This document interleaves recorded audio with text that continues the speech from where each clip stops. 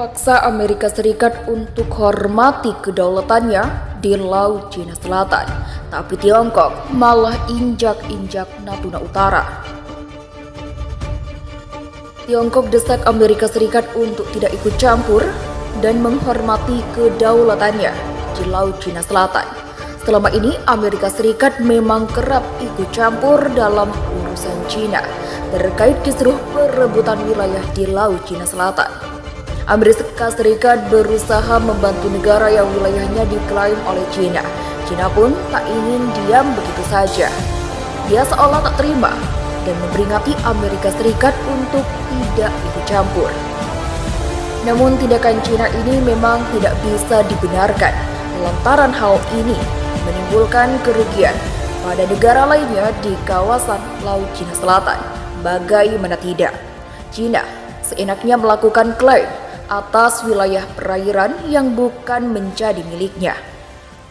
Sikap Cina pada apa yang disebut arbitrage Laut Cina Selatan didukung dan dipahami oleh komunitas internasional, dan segala upaya untuk menggunakan keputusan ilegal untuk melanggar kedaulatan dan hak Cina pasti akan gagal.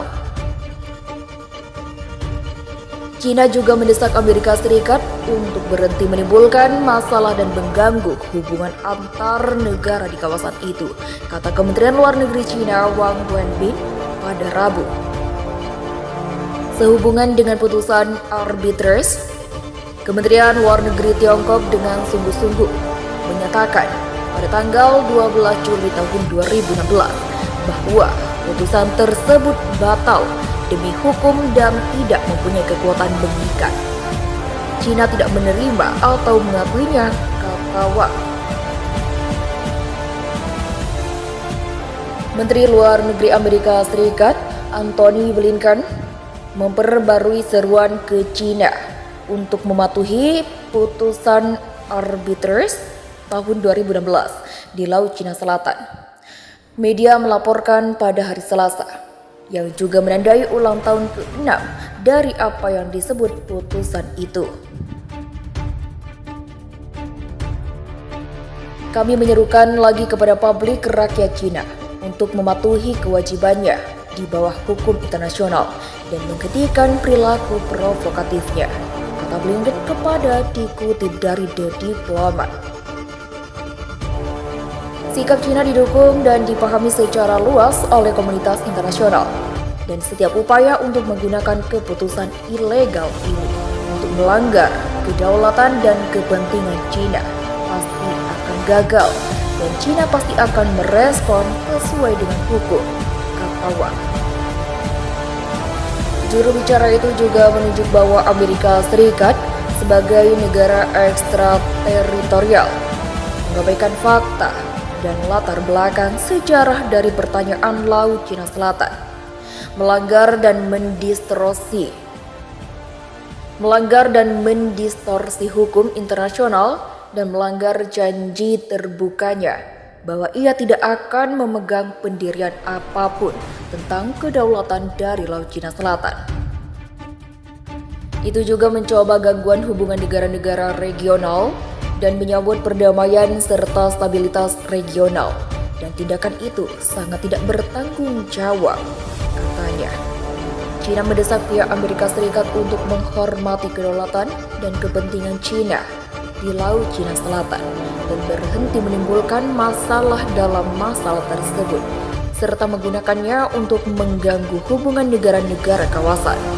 Penasihat negara dan Menteri Luar Negeri Cina Wang Yi mengatakan di Sekretariat ASEAN pada hari Senin bahwa Cina dan negara-negara ASEAN sedang mempercepat konsultasi kode etik di Laut Cina Selatan dan akan terus mendukung upaya ASEAN dalam membangun zona bebas senjata nuklir. Wang Wenbin juga mencatat bahwa Cina dan negara-negara ASEAN sepenuhnya menerapkan deklarasi tentang perilaku para pihak di Laut Cina Selatan dan secara aktif mendorong kode etik. Pihak-pihak terkait sepakat untuk menangani masalah Laut Cina Selatan dengan melakukan negosiasi dan komunikasi langsung dengan negara-negara terkait mengenai sengketa tersebut dan terserah kepada Cina dan negara-negara ASEAN untuk bersama-sama menjaga stabilitas dan perdamaian Laut Cina Selatan. Cina banyak merugikan negara-negara di sekitar kawasan Laut Cina Selatan. Salah satunya adalah Indonesia.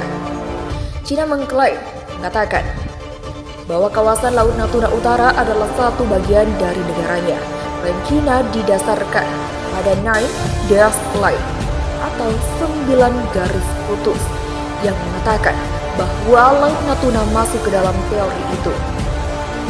Cina menyebut bahwa 90% dari laut yang seluas 3,5 juta kilometer persegi itu adalah miliknya sendiri.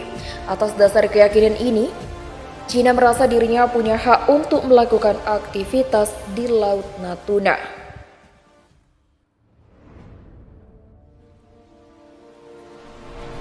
Tentu saja yang merasa dirugikan adalah negara-negara di kawasan itu, termasuk Indonesia, yang memiliki hal zona ekonomi eksklusif atau ZEE di Laut Natuna.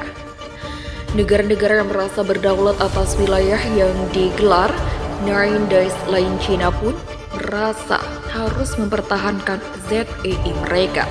Akibatnya banyak terjadi konflik wilayah antar negara-negara tersebut dengan Cina. Beberapa kejadian bentrokan Cina dengan negara-negara di Asia Tenggara termasuk Indonesia. Bagaimana bisa Cina menyuruh Amerika Serikat untuk menghormati kedaulatannya di Laut Cina Selatan, sementara Tiongkok sendiri tak menghormati kedaulatan negara di sekitarnya. Kekayaan yang tersimpan di perairan Natuna Utara membuat Cina tergiur dan berambisi untuk bisa mendapatkan wilayah tersebut. Berdasarkan hitungan dari Kementerian SDM mengacu pada salah satu ladang gas alam di Blok Natuna di Alpa. Wilayah ini menyimpan cadangan gas dengan volume 222 triliun kaki kubik yang jika diambil dan digunakan, cadangan gas ini tidak akan habis untuk 3 tahun mendatang. Cadangan gas ini tidak akan habis untuk 30 tahun mendatang. Sementara itu dikutip dari Puskaji Anggaran Potensi Gas Reconvertible atau yang dapat diperkirakan di Kepulauan Natuna sebesar 46 triliun kubik feet yang setara dengan 8,383 miliar barel minyak. Cadangan minyak di Natuna digadang-gadangkan sebagai yang terbesar di Asia Pasifik, bahkan terbesar di dunia. Menurut perhitungan yang sederhana, jika diuangkan kekayaan gas Natuna mencapai 6.000 triliun. Sungguh kekayaan yang sangat fantastis dan menggiurkan. Entah apa yang ada di benak Cina sehingga dia bersikeras untuk mengklaim wilayah yang bukan menjadi miliknya. Pada akhirnya Cina memang harus mengakui bahwa Natuna Utara memanglah milik Indonesia. Karena klaim Nine Dash Line tidak memiliki alasan hukum kuat, terutama hukum laut internasional atau UNCLOS 1982. Indonesia dan Cina merupakan bagian dari pendatang UNCLOS 1982 sehingga harus saling menghormati wilayah kedaulatan satu sama lain. Indonesia juga harus menegaskan kembali bahwa Indonesia tidak memiliki overlapping jurisdiction dengan Cina. Selain itu, klaim Nine Dash Line juga tidak pernah dibahas dalam konferensi hukum laut internasional.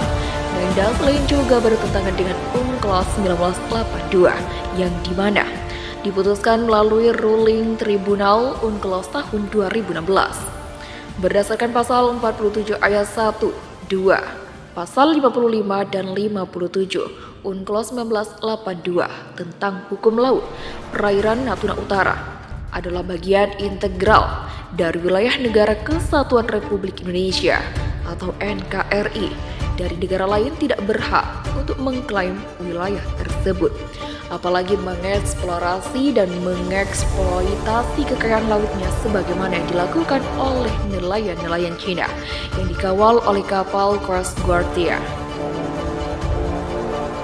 Tindakan kapal ikan nelayan Cina dan kapal Coast Guardian seolah-olah menekan Indonesia agar mengakui klaim historis Nine Dash Line.